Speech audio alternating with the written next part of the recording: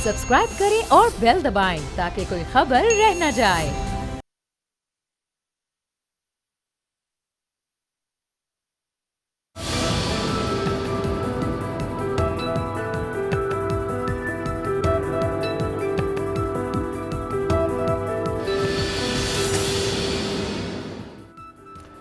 अस्सलाम वालेकुम व्यूअर्स, मैं हूं आपके साथ अमीर अब्बास और आप देख रहे हैं तब्दीली।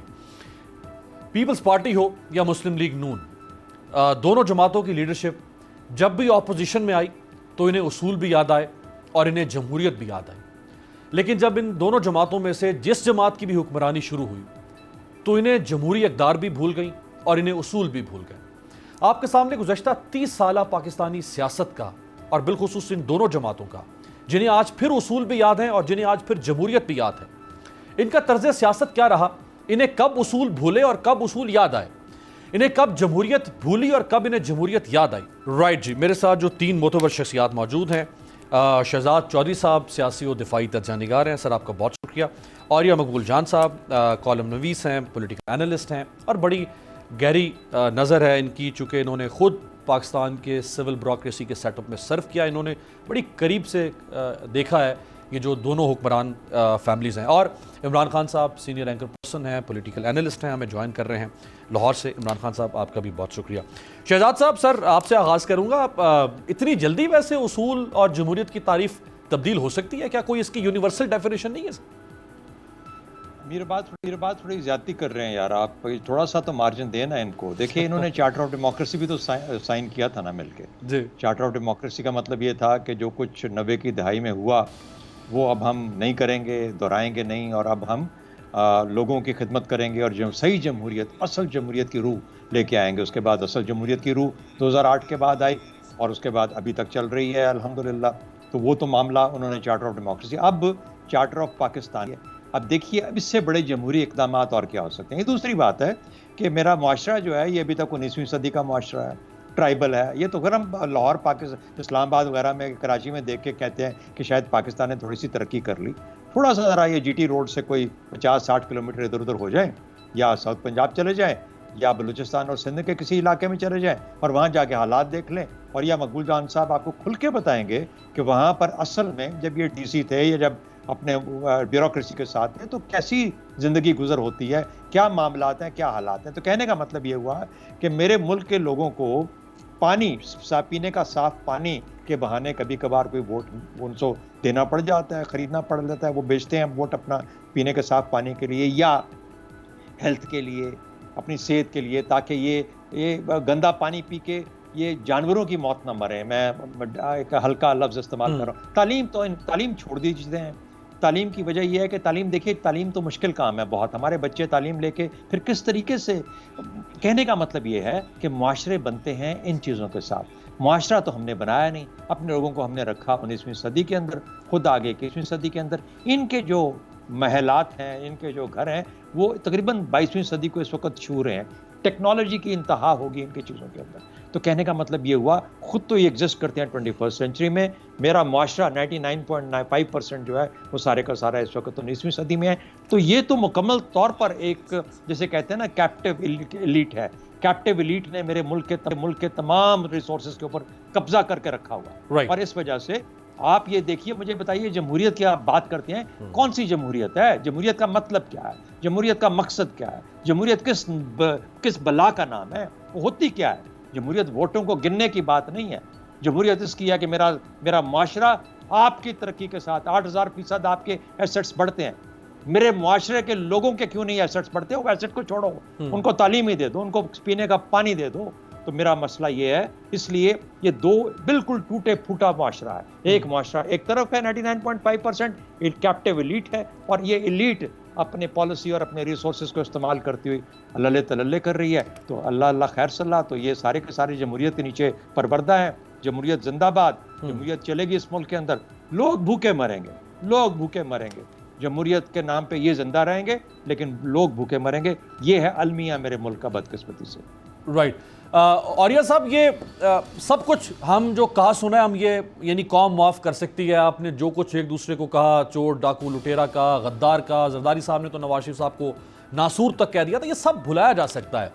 लेकिन फिर उसकी एक शर्त होनी चाहिए ना कि आप कौम के सामने पहले माफ़ी तो मांगें, आप एतराफ़ जुर्म तो करें कि हाँ हम उस वक्त भी सियासत के लिए, इक़्तिदार के लिए सब कुछ करते थे, आज भी हम सब कुछ इक़्तिदार के लिए कर रहे हैं। देखिए, शहजाद चौधरी साहब ने इस बात को इतनी खूबसूरती से बयान किया है, ख़ास टर्न के साथ, कि ये जो दुनिया पूरी में छाई हुई अशराफिया की जमहूरियत है ना, उसका चेहरा बहुत गंदा और गलीज़ है। अभी ये तो पाकिस्तान की बात कर रहे हैं ना हम, कि हमारा छिछोरपन है, शेख रशीद है। आप जो बाइडन और अभी जो ट्रंप की आपस में गुफ्तगू हुई है, क्या शर्म से सर झुक नहीं जाता कि ये लोग हैं?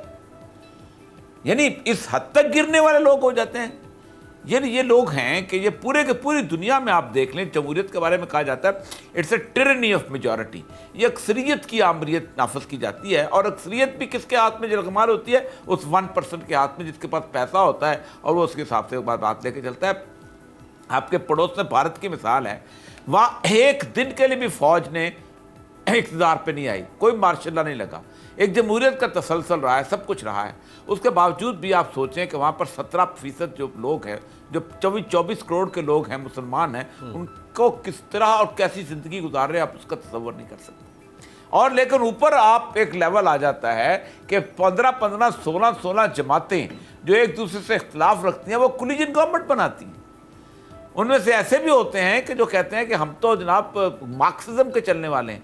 तो बुनियादी तौर पर ये जो अशराफिया की बात आ गई, दुनिया इस वक्त एक नए सिस्टम की तलाश में आ चुकी हुई है।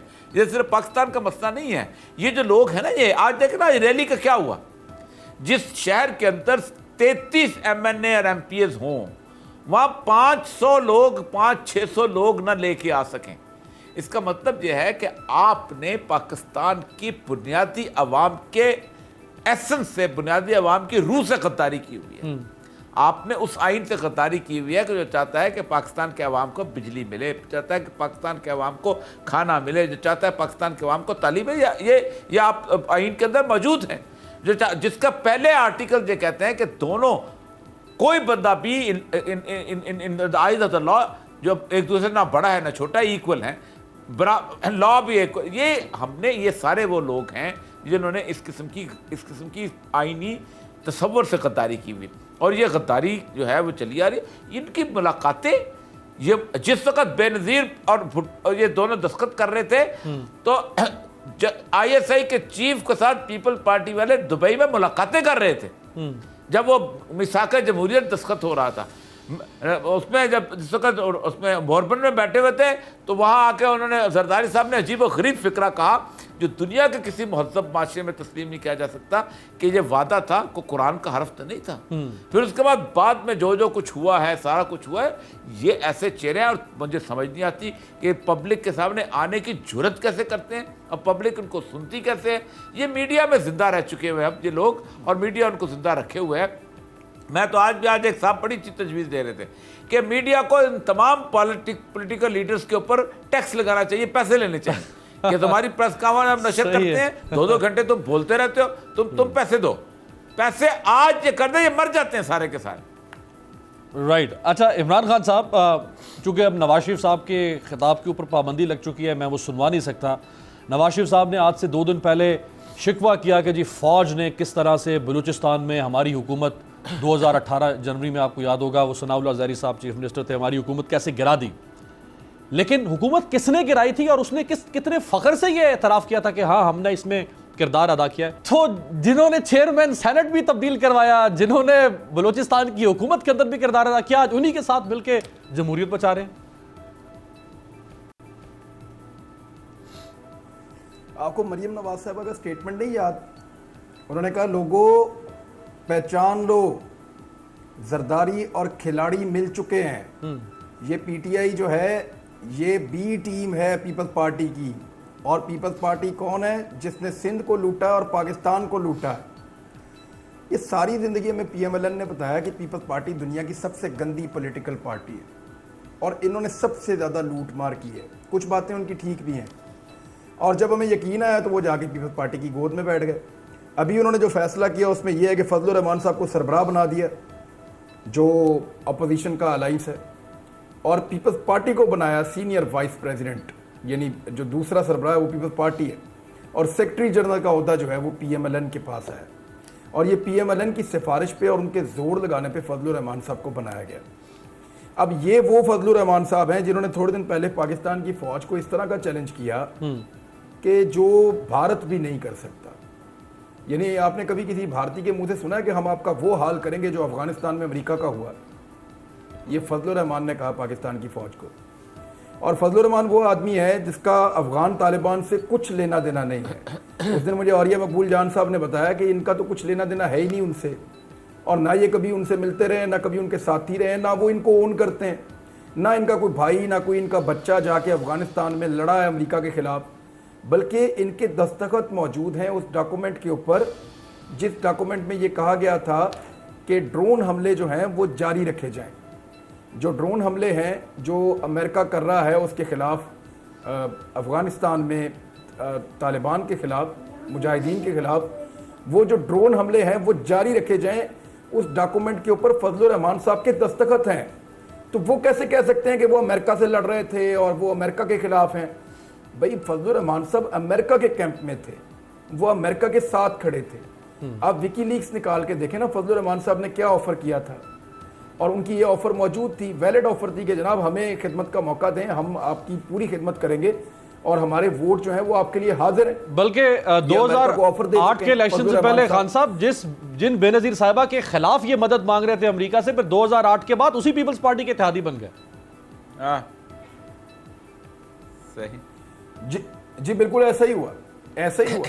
और फिर बाद में मौलाना साहब पहले मुशर्रफ साहब की मदद करते रहे, फिर पीपल्स पार्टी की मदद करते रहे, और फिर नवाज शरीफ साहब की मदद करते रहे, और ये इमरान खान साहब के मददगार बन सकते थे अगर खान साहब थोड़ा दिल बड़ा करते तो। मौलाना साहब इमरान खान साहब के भी वैसे ही खिदमतगार बन सकते थे जैसे ये बाकी सबके बने, लेकिन इमरान खान साहब को ऐसा लगा कि मुझे ये खिदमतगार नहीं चाहिए, तो उन्होंने मौलाना साहब को नहीं रखा, शेख रशीद साहब को रख लिया। वो मामला जो है ना वो बड़ा सादा है, मामला बड़ा सादा है। मौलाना फजलुर रहमान साहब को ये क़यादत देने के बाद बाकायदा ये तय कर लिया गया है कि अब पाकिस्तान के कौमी इदारों के ऊपर कीचड़ उछाला जाएगा। और ये जो टॉम हॉक का जो मिसाइल है, इसके बारे में जो स्टेटमेंट आया नवाज शरीफ साहब का, क्या ये कोई छुपी हुई बात है? देखिए पूरी दुनिया जो है अभी भी अल-बरूनी और इब्न अल-हैशम की किताबें जो है उनसे देख देख के गोरा सीखता है। अभी भी बू अली सीना के डॉक्यूमेंट जो है वो उनके काम आते हैं। तो ये टेक्नोलॉजी जो जंगी टेक्नोलॉजीज हैं ये एक दूसरे से हासिल भी की जाती हैं, मांगी भी जाती हैं, छीनी भी जाती हैं, चोरी भी की जाती हैं, कॉपी भी की जाती है। हमारी बहुत सारी चीज़ें दुनिया ले जाती है, हम दुनिया की बहुत सारी चीज़ें ले आते हैं। पार्ट ऑफ द गेम है, क्योंकि जंग में और प्यार में सब कुछ जायज़ होता है। ये कोई ओपन सीक्रेट था अमेरिका के अंदर अखबारात में। ये 20 अगस्त को अमेरिका ने क्रूज मिसाइल मारे थे 1998 में, 70 के करीब उन्होंने क्रूज मिसाइल मारे थे, उनमें से 2 जो है वो तबाह नहीं हुए थे। एक अफगानिस्तान में गिरा था जिसको चीन ले गया था, और एक बलूचिस्तान में गिरा था जिसका मलबा पाकिस्तान के हाथ लग गया था। तो इन दोनों मुल्कों ने बाद में क्रूज मिसाइल बना लिया। 2004 में चीन ने बना लिया, 2005 में पाकिस्तान ने बना लिया। It's an open secret. लेकिन कौमी रहनुमा जो है वो इसके ऊपर बात नहीं करते। रूस ने एटम बम जो है उसका फार्मूला अमेरिका से चोरी किया था, बिल्कुल सही, लेकिन रशिया कहता है हमने खुद बनाया था।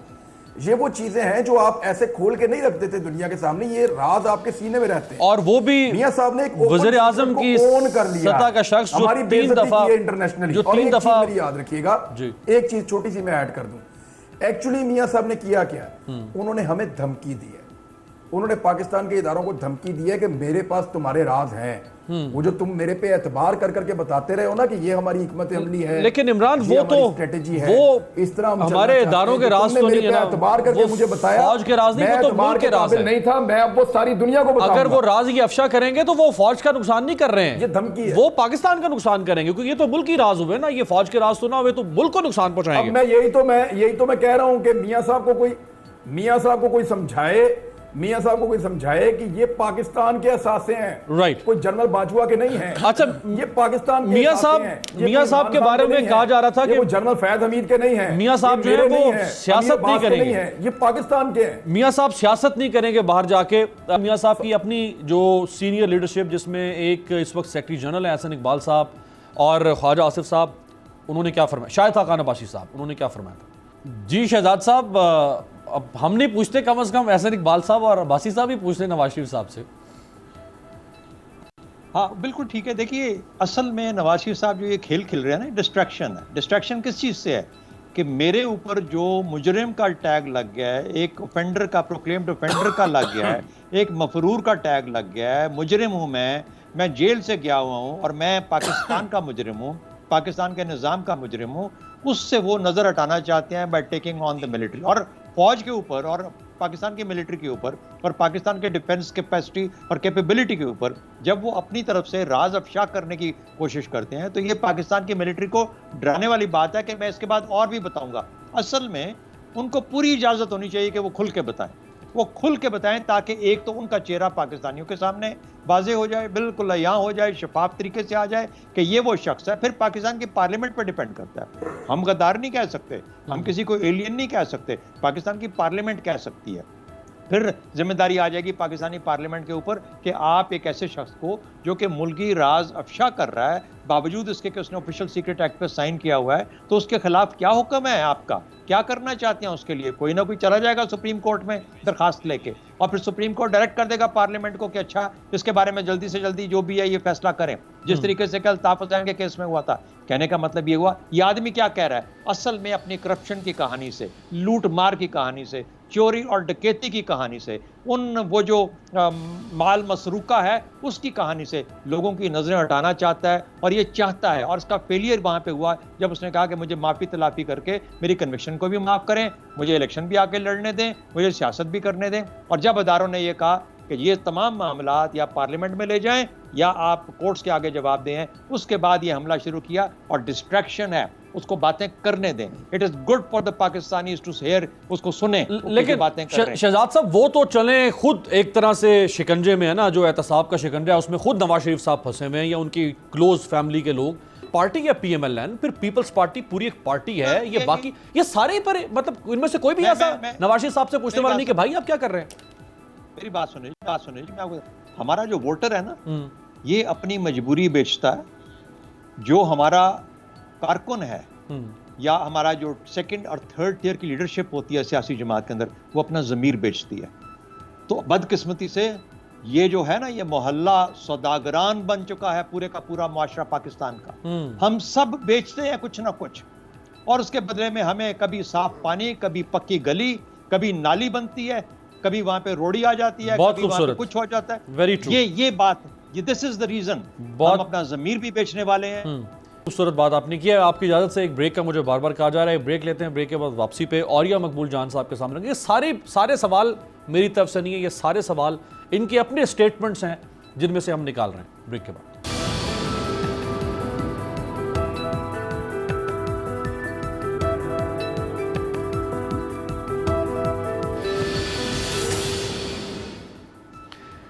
ब्रेक के बाद खुश आमदेद। ब्रेक से पहले मौलाना फजल रहमान साहब जिस टोन के साथ और जितने एग्रेसिव होकर बात कर रहे हैं, और वो जिन इदारों को पब्लिकली हिट कर रहे हैं, एक तो नवाज शरीफ जो कर रहे हैं सो कर रहे हैं, लेकिन मौलाना फजल रहमान, तो मौलाना साहब ने क्या फरमाया, जिसका शायद इमरान खान ने कहा कि ये तो इंडिया ने भी शायद इस तरह की बात नहीं की होगी जो मौलाना कर रहे हैं।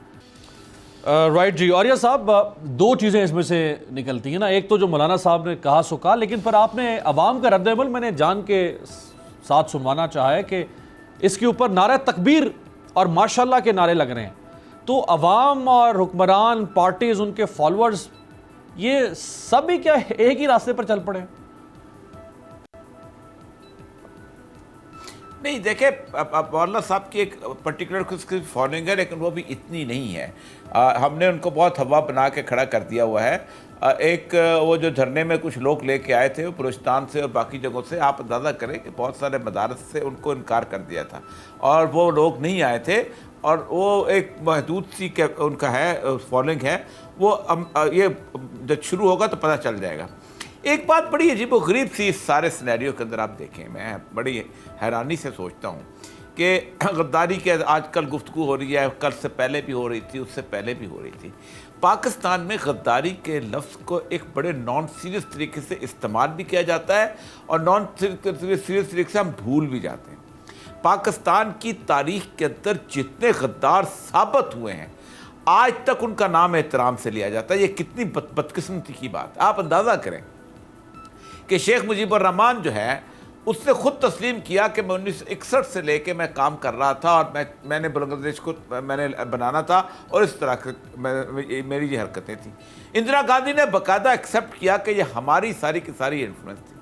नरेंद्र मोदी ने वहाँ जाके एक्सेप्ट किया और आज तक पाकिस्तान का मीडिया और लोग जो गुफ्तगू करते फिरते हैं कि नहीं वो तो हमारा कसूर था और फलां था और ये था और वो था, कोई मुजीबुर रहमान को गद्दार कहने को तैयार ही नहीं कि वो आप अंदाजा करें बरमला कहने को भी तैयार नहीं। सुप्रीम कोर्ट ने फैसला दिया नैब के बारे में, वली खान साहब के बारे में, बाकी लोगों के बारे में मुकदमा चला, चलो मान लिया कि भुट्टो साहब ने करवा दिया था।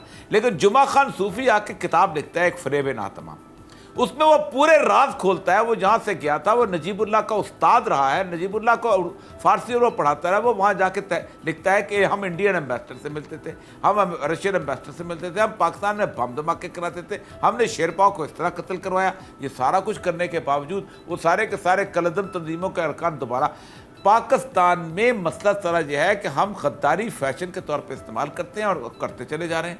यानी मैं आज भी एक जगह बयान कर रहा था कि पाकिस्तान की हिस्टोरिक मोमेंट नहीं, पाकिस्तान की पूरी दुनिया की तारीख में जब से डिप्लोमेटिक रिलेशनशिप शुरू हुए हैं, जब से दो मुल्कों की आपस में मुलाकातों का तरीका शुरू हुआ है, आप अंदाज़ा करें कभी ऐसा नहीं हुआ कि दो सरबराह किसी जगह पे इकट्ठे मिले हों तो उनके मिनट्स रिकॉर्ड ना हुए हों और दोनों के फैक्ट्री में। चलिए वो बिल क्लिंटन ने जब मिलना चाहा तो तारीख में है कि वो उसने नवाज शरीफ ने कहा मैंने 1-on-1 कहा है, उसने कहा कि नहीं मैं हमारा बंदा तो बैठेगा और मिनट्स रिकॉर्ड करेगा, कोई माशरे 1-on-1 नहीं होती। नरेंद्र मोदी और 1-on-1 हुई, फॉरेन सेक्रेटरी वहाँ से चल पड़ा, उसको वापस भेज दिया गया। या तो इसको सीरियस लें, ये बातें जो हैं शहबाज गिल की और इसके खाते में मत छोड़े इमरान खान फयाजुल्लाह चौहान ने के खाते में कि ये कहेंगे चले गए। या तो इसको सीरियस लें और यही होता है, हम पालते रहते हैं। हम आप अंदाज़ा करें कि हमने 25 साल 30 साल हमने खून थूका, हमने लाशें उठाई, हमने भत्ताखोरी की और 30 साल बाद हमने कहा जी अल्ताफ़ हुसैन गद्दार है। और अल्ताफ़ हुसैन का हमने गद्दार था, पहले दिन से नहीं पता था, लोगों को पता था, सबको अंदाज़ा था, किसको नहीं अंदाज़ा था। लेकिन हमारे यहाँ अवाम की कोई हैसियत नहीं, वक़्त नहीं, एक दफ़ा फैसला करना चाहिए और तभी आप आगे बढ़ेंगे, वरना नहीं। ये नैरेटिव जो पाकिस्तान का टीवी चैनल्स बोलते हैं, ये नैरेटिव जो पाकिस्तान का सियासतदान बोलता है, ये इंडिया में बोल के दिखाएगा, अफगानिस्तान ने बोल के दिखाया। वो बदकिस्मत मुल्क है पाकिस्तान कि जिसके अंदर हर बंदा खड़े होकर गुफ्तगू कर रहा था ये मुल्क तो टूट जाएगा। ये बात अफगानिस्तान में कोई नहीं करता, ये बात इराक में कोई नहीं करता। यानी आप अंदाज़ा करें कि कोई जहाँ पर अमेरिका हमलावर होता है, जहाँ कुर्द शुर्द ये पता नहीं क्या क्या, जहाँ पर सदियों के मसले चले आ रहे हैं, पाकिस्तान में हर बंदा हर सियासतदान वो ये मुल्क के लिए नुकसानदेह है, हमें निकाल दिया मुल्क। ऐसा नैरेटिव पेश किया जा रहा है पाकिस्तान के अंदर और उसका नतीजा यही है कि पब्लिक आज 500 बंदे लेके निकल चले हैं। लेकिन ये 500 बंदे की रैली निकालने वाले जो हैं कल को इनको मेज पे बैठा लिया जाएगा, कल इनको कहा जाएगा आए जी आप जी जमहूरियत की फलाह बहबूद और जमहूरियत की तरक्की है, पता नहीं क्या क्या। और एक लफ्ज़ जमहूरियत हमने बोल दिया, जमहूरियत का मतलब यही है कि इन ख़ानदानों को इक़्तिदार दे दो तो जमहूरियत है। राइट, एक लिस्ट आपको दिखानी है और नवाज शरीफ साहब 2 रोज़ पहले कौम को उसूल पसंदी पर और जमहूरियत पर लेक्चर दे रहे थे। ये सबसे पहले सुनवा नहीं सकते, जारी बात है, चूँकि अब कैमरा ने उसके ऊपर पाबंदी लगा दी। ये स्क्रीनशॉट आपको दिखाते हैं। नवाज शरीफ साहब तशरीफ़ रखते हैं और नवाज शरीफ साहब के साथ जो शख्सियात आपको नज़र आ रही हैं उनमें एक शख्सियत का नाम है अमीर मुकाम। और अमीर मुकाम जो परवेज़ मुशर्रफ साहब के साथी थे, जो उस वक़्त वज़ीर बने, और इन्होंने वजारत कैसे ली, मीर ज़फ़रुल्लाह ख़ान जमाली साहब जो प्राइम मिनिस्टर थे उनको किन ज़राए से इन्होंने सिफारिशें करवाईं, और वो ज़राए वो हैं जिनके ऊपर आज नवाज शरीफ साहब तनकीद कर रहे हैं। तो उनको साथ बिठा के नवाज शरीफ साहब जो हैं वो जमहूरियत का और उसूल पसंदी का लेक्चर दे रहे हैं। इमरान खान साहब,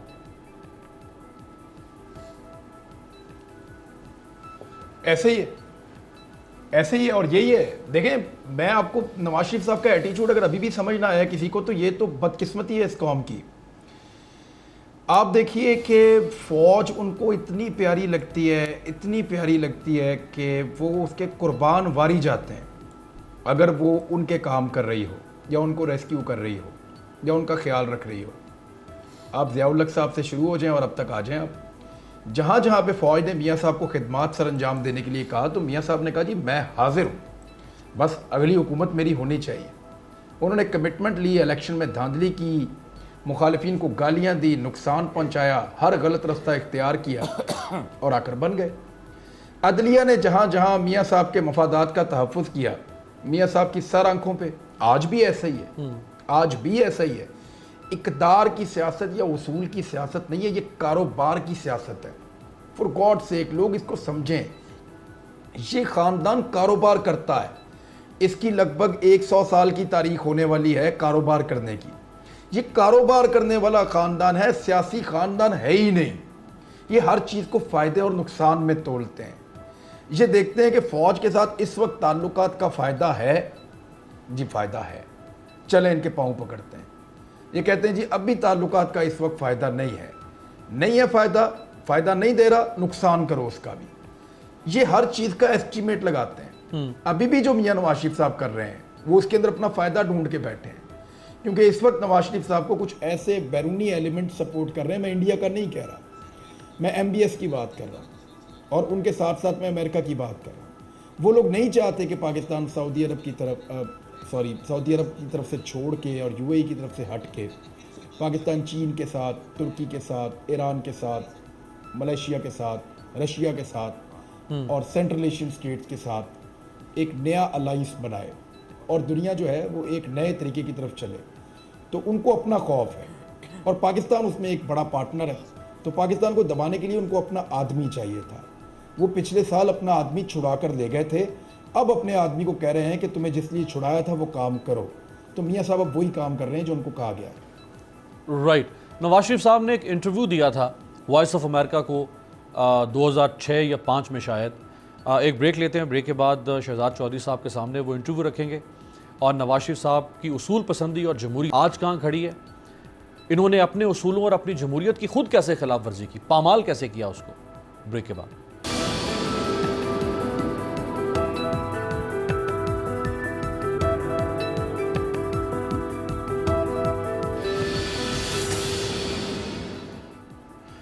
ब्रेक के बाद खुशामदीद। नवाज शरीफ साहब जिस वक्त परवेज़ मुशर्रफ साहब के ज़माने में जलावतनी की ज़िंदगी गुजार रहे थे, पाकिस्तान से बाहर थे, तो वॉइस ऑफ अमेरिका ने नवाज शरीफ साहब का एक इंटरव्यू किया था। उस इंटरव्यू में जो सवाल और उसका सवाल सुने, फिर जवाब सुने और फिर उसके बाद के नवाज शरीफ की पर बात करें। और ठीक इस इंटरव्यू के 2 या 3 साल के बाद जब वो वापस आए और उनकी पार्टी बनी और फिर 2013 में उनकी हुकूमत बनी, तो वो सारे परवेज़ मुशर्रफ के लोग, जिसमें जैद हामिद से लेके, जिसमें दानियाल अजीज़ से लेके, जिसमें अमीर मुकाम से लेके, और अब ज़रा अमीर मुकाम साहब की तस्वीर भी दिखाए ना, जिसमें वो परवेज़ मुशर्रफ के साथ तशरीफ़ रखते हैं और परवेज़ मुशर्रफ उस वक्त वर्दी में हैं और ये भाई कहा करते थे अमीर मुकाम परवेज़ मुशर्रफ को। और परवेज़ मुशर्रफ को बार बार सदर बनाने की वो हल्फ ले रहे हैं परवेज़ मुशर्रफ से अमीर मुकाम साहब, और ये वर्दी में परवेज़ मुशर्रफ के साथ बैठे हैं। इसी अमीर मुकाम को साथ बिठा के नवाज शरीफ कौम को उसूल पसंदी और जमहूरियत का लेक्चर दे रहे हैं। शहजाद चौधरी साहब, क्या ये सारी बातें तारीख से हज़फ कर दें, हम अपने जहनों को क्या करें, माऊफ कर लें अपने आप को, कैसे ये चीज़ें भुलाई जा सकती?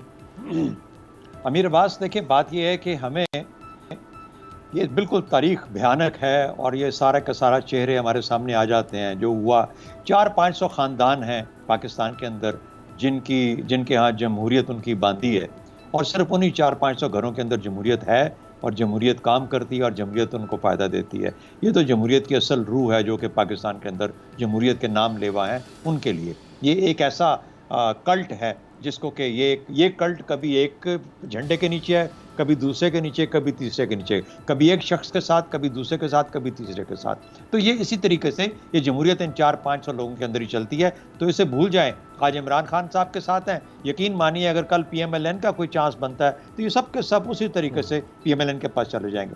लेकिन बहुत बड़ी इंपॉर्टेंट चीज़ हमारे यहाँ, हम अपने पास्ट को देख के हमें अपने मुस्तकबिल का रास्ता इख्तियार करना है और हमें ये देखना है कि ये मुस्तकबिल में क्या होने जा रहा है। अगर यही लोग, मिसाल के तौर पे आज हम कॉम्प्रोमाइज़ करके, ये हमसे मुराद ये है कि हमारी पार्टी, पोलिटिकल पार्टी, चाहे वो जरदारी साहब हैं, चाहे नवाज शरीफ है, चाहे कोई और है, वो जज भी खरीद लेते हैं, वो FIA को भी नाकारा कर देते हैं, वो FBR भी काम नहीं कर पाता, ऐसी CBP उनकी चीज़ें छुपा लेती है, कोर्ट के जजेस को खरीद लेते हैं। इसलिए कभी देखिए सारे का निज़ाम उन्होंने नाकारा बना के रख दिया है, उनको काना कर दिया। ये जो इस किस्म के लोग यहाँ पे सर्वाइव करते हैं और हमारे ऊपर हुकूमत करते हैं, उनका रेफरेंस ले जाइए औरिया साहब की या सॉरी इमरान की बात के ऊपर जो भी बता रहे थे कि बाहर की इंटरनेशनल इस्टेब्लिशमेंट किस तरीके से उनको इस्तेमाल, जो यहाँ काना है वो बाहर जाके इंटरनेशनल इस्टेब्लिशमेंट के साथ काना हो जाता है, और जो वहाँ काना हो जाता है वो पाकिस्तान को तबाह बर्बाद करता है।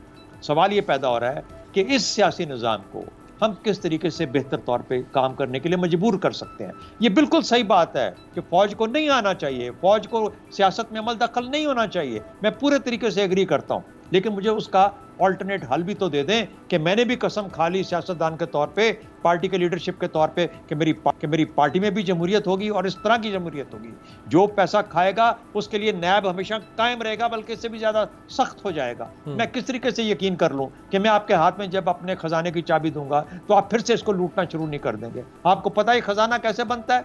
ये मेरे गरीब लोगों की और हम सब की गरीब जो लोग हैं उनके पैसों से बनता है, उनके टैक्स से खजाना भरता है, और आप जेबों में डाल के इसको टीटी के थ्रू बाहर ले जाते हैं और वहां से मंगवाते हैं पैसा। तो कहने का मतलब ये हुआ भाई, आज हम सब उस पॉइंट पे खड़े हैं जहां पर पॉलिटिक्स को मजबूर करना पड़ेगा कि अपने अंदाज को, अपने एटीट्यूड को, अपने तरीका कार को, अपने जो आपकी फाइडेलिटी है उसको सामने लेके आए, इनको बदलें, तभी हमें मरियम नवाज कबूल होगी, तभी बिलावल भुट्टो कबूल होगा। राइट औरिया साहब, चूँकि आपने बलूचिस्तान में सर्व किया है और बलूचिस्तान से ही पाकिस्तान डेमोक्रेटिक मूवमेंट का आगाज़ हो रहा है। 11 अक्टूबर को आज से 8-9 दिन के बाद पहला जलसा जो है वो क्वेटा से किया जा रहा है, तो बलूचिस्तान को इन्होंने क्यों पहले मुंतखब किया है, क्वेटा से आगाज़ क्यों किया जा रहा है, और क्वेटा से इनको कितनी पजीराई मिल सकती है? देखिए, क्वेटा की जो अपनी सियासी मिजाज है उसके अंदर एक तो ये है कि वहाँ पर ना जलसे रोके जाते हैं, ना किसी को इस तरह की सूरत होती है कि सड़कें बंद की जाएं या कुछ किया जाए। वहाँ लोगों को बड़ी, क्योंकि ट्राइबल सोसाइटी है, ट्राइबल सोसाइटी में एक दूसरे का एहतराम किया जाता है। दूसरी बात यह है कि वहाँ पर तमाम जो पार्टियाँ हैं उनके अपने अपने ट्राइबल किस्म के नेक्सेस हैं। महमूद खान अचकज़ई साहब की जो पश्तूनख्वा है वो अचकज़इयों के अंदर मकबूल है, और कुछ और लोग हैं उनका एक हल्का असर है, उस हल्का असर के लोग वहाँ आ जाएंगे। जमीयत उलमा इस्लाम जो है वो भी बेसिकली है तो ट्राइबल पार्टी, लेकिन वो ट्राइबलिज्म जो है वो इस तरह का है कि जो उसके साथ साथ वो मजहबी रंग भी लिए हुए हैं। वो तमाम उलमा जितने भी हैं, मतलब मौलाना मोहम्मद खान शिरानी साहब जो हैं, ये शिरानी कबीले के सरबराह भी हैं और जाके अपने कबीले के साथ बंदूक उठा के मुखालिफ वाले कबीले के साथ लड़ाई वड़ाई भी करते हैं। तो ये सारे इस किस्म के लोग हैं वहाँ पर जाके कि जो अपने मुसल्ला किस्म के ज़िंदगी गुजारते हैं। तो वहाँ जलसा जो है वो कोयटा में किया जा सकता है, एक तो ये। दूसरा ये है कि कोयटा में जलसा करने के एक और वजह ये भी मुझे नज़र आती है कि वहाँ पर ज़ुबान सख्त इस्तेमाल की जा सकती है, करवाई जाएगी, ख़ास तौर पे महमूद खान अचकज़ई से और मौलाना फजल रहमान से, ताकि किसी एक अदारे को मैसेज दिया जाए, ये ख़ास तौर पर। तीसरी बात यह है कि कोयटा बताते खुद जो है वो प्रेडोमिनेटली एक पश्तून सिटी बन चुका हुआ है, नो मोर ए बलोच सिटी, और वो हमारे बलोच भाइयों की गलती की वजह से हुआ है कि जिन्होंने ख़ास तौर पे वहाँ के सेटलर्स के साथ एक दुश्मनी लेके वहाँ से निकाला, और उसके बाद अब उनके लिए खुद जाए रिहाइश वहाँ नहीं रह गई। वो पूरे का पूरा इलाका जो है वो सरियाब से उनको बाहर निकाल के रख दिया गया। तो वहाँ पर पश्तून सोसाइटी में वो जो अफगान हुकूमत के साथ तल्लुक़ रखने वाले लोग जो हैं वो जहाँ आते हैं, ये महमूद खान अचकज़ई साहब की पॉलिटिक्स यही रही है, पूरी ज़िंदगी यही रही है कि हमेशा अपने ही अफगान भाइयों के खिलाफ रहे, कभी रूस के साथ रहे, कभी अमेरिका के साथ रहे, अगवा वाले तवान से लेके वो सारे की सारी चीज़ें, तो वो इनका एक ग्रुप है, इसीलिए ख़ास तौर पे वहाँ किया गया है। लाहौर का आज अशर देख लिया आपने, पीपल पार्टी बिलावल कराची में जलसा नहीं कर सकता, वहाँ कराची में जलसा करना चाहे सिंध से लोगों को लाना पड़ता है। अच्छा औरिया साहब, एक तो पीडीएम का मुश्तरका एक तो एजेंडा है ना, सब ने मिल के करना, एक है हर जमात का इनफरादी। अब मुस्लिम लीग नून ने जो अपना इनफरादी एजेंडा रखा है कि मुस्लिम लीग नून एज पार्टी क्या कुछ करेगी, तो इमरान खान साहब उन्होंने तो बड़ा भरपूर किस्म का शेड्यूल बनाया है, जिसमें वो वकला को भी मुतहर्रिक कर रहे हैं, जिसमें वो स्टूडेंट्स को अब एड्रेस कर रहे हैं, और अपनी जो उनकी एक ज़माने में MSF थी अब उसको दोबारा से एक्टिव कर रहे हैं, और वो कह रहे हैं कि हम यूथ को इसमें लेकर आएंगे। और जो जलसों का शेड्यूल है वो तो बहुत भरपूर है, जो शुरू हो रहा है अक्टूबर से लेके और दिसंबर जनवरी तक।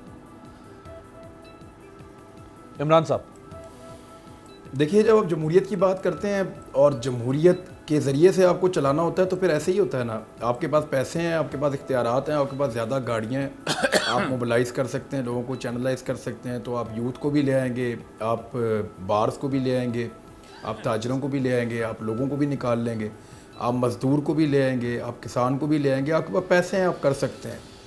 देखिए यहाँ पे जलसे और जुलूस से कोई ऐसे तो होता नहीं है कि कोई, या तो लोग चमक के पीछे आते हैं या पैसे के पीछे आते हैं। नज़रियात तो पाकिस्तान में है नहीं और नज़रियाती किस्म के वर्कर्स भी नहीं हैं। मौलाना फजलुर रहमान साहब से कहें ना कि मदारिस के अलावा कोई जलसा करके दिखाएं, आम लोगों के सड़कों पे आ जाएं और आके जलसा करें। PMLN से कहें जी आपके सारे अकाउंट बंद करते हैं, आप लोगों को बाहर निकाल के दिखाएं। नहीं हो सकता। जब बिलावल भुट्टो जरदारी ने जाना था ट्रेन मार्च लेके, तो वही औरतें डब्बों में भरी हुई थी। इमरान को कौन से अकाउंट, PMLN के कौन से अकाउंट, कोई जाती अकाउंट या वो जो पापड़ वाले का है, क्लर्क का है, चपड़ासी का है, और अभी एक कबाड़ी का भी नाम आ गया गुजरांवाला से, जिसके $99,000 आए। सारे ही बंद करें जहाँ जहाँ से ये पैसे ले सकते हैं। मैं उन अकाउंट्स की भी बात कर रहा हूँ जो इनके हेल्पर्स हैं, जो इनको पैसे दे देते हैं। इनके इन्वेस्टर्स भी हैं ना, वो भी इनको पैसा देते हैं। वो पैसा देखें, इन्होंने जिस तरीके से पैसा कमाया वो तो तौबा इस्तग़फ़ार, पाकिस्तान में किसी ने नहीं, वो दुनिया में शायद किसी ने ना कमाया। पार्टी फंडिंग के नाम पे इन्होंने लोगों से 1 अरब रुपया लिया और वो 1 अरब रुपया लेके इन्होंने गरीबों के अकाउंटों में डाल के और वहाँ से घुमा फिरा के अपने अकाउंटों में ले आए। यानी एक अमीर आदमी जो है वो लूट मार कर रहा है, शर्म भी नहीं आ रही। कोई गरीब आदमी हो, भूखा हो, नंगा हो, बेचारे के घर में आटा ना हो, दाल ना हो, उसके घर में खाने के लिए कुछ ना हो, तो वो चक्कर दे के और फ्रॉड करके कोई चीज़ ले जाए और ले जाके अपने बच्चों को खिला दे, चलो कोई बात नहीं है। इनके तो पेट भरे हुए थे, इनके पास तो पैसे थे, फिर ये फ्रॉड कर रहे थे। वो आपने कभी देखा है उसकी शक्ल, वो जो सलमान शहबाज है, वो शक्ल से ही आपको फ्रॉडिया नहीं लगता? सही बताएं, आपको लगता नहीं है वो फ्रॉडिया? वो है फ्रॉडिया। अपनी राय महफूज रखता हूं, लेकिन मफरूर जरूर है, वो मफरूर जरूर है इस वक्त। वो अदालतों से इश्तिहारी देखें, बात है उसकी शक्ल पे लिखा हुआ फ्रॉडिया, एक नंबर का फ्रॉडिया है वो, एक नंबर का फ्रॉडिया है। मैं उसकी करतूतें जानता हूं, उसने जिन जिन लोगों के कारोबार छीने हैं। वो जो दामाद है शहबाज शरीफ का, वो अली इमरान, आपको नहीं पता वो फ्रॉडिया है? उसने तो कमेटी डाल के नुसरत शहबाज के नाम पे लोगों से इतने कमेटी खा गए लोगों की। वो इतने लो लेवल का फ्रॉडिया है। वो बिल्डिंग बनी नहीं, उसका किराया ले लेके खाता रहा। ये फ्रॉडिये हैं, रजिस्टर्ड फ्रॉडिये हैं। मैं सलमान शहबाज की और अली इमरान की बात कर रहा हूँ, रजिस्टर्ड फ्रॉडिये हैं। इन्होंने अपने खानदान में किसी को नहीं छोड़ा, तो बाहर ये किसको छोड़ेंगे? ये खानदान के अंदर लूट मार करते थे, एक दूसरे को लूटते थे। ये गिद्धों की तरह नोचते हैं। तो आपको लगता है इनसे कोई भले की उम्मीद होगी? ये पॉलिटिकल पार्टीज किसी भी लेवल तक जाएंगी इक़्तिदार को वापस लेने के लिए। अब मैं आपको बताऊं, हमारी ये सजा भी होनी चाहिए। जब मैं ये सुनता हूं ना कि यानी एक आदमी ने लूटा हुआ है, साबित हो गया, वो टीटियां निकल आई हैं भाई, बैंकों के अकाउंट निकल आए हैं भाई, सारे आपके सामने हैं। फिर निकल के नारा लगा रहे होते हैं, बिरयानी की प्लेट खा के एक बारी फिर शेर। खुदा का वास्ता यार, अल्लाह का वास्ता, यही पे प्रोग्राम खत्म करते हैं। किसी की गुलामी। बहुत बहुत शुक्रिया मेहता शेर एक बारी फिर। लेकिन इस वक्त नवाज शरीफ साहब यही चाहते हैं कि शेर एक बारी फिर वो वापस आए। बहुत बहुत शुक्रिया तीनों मेहमानों का। आपसे मुलाकात होगी कल। देखते रहेगा तब्दीली।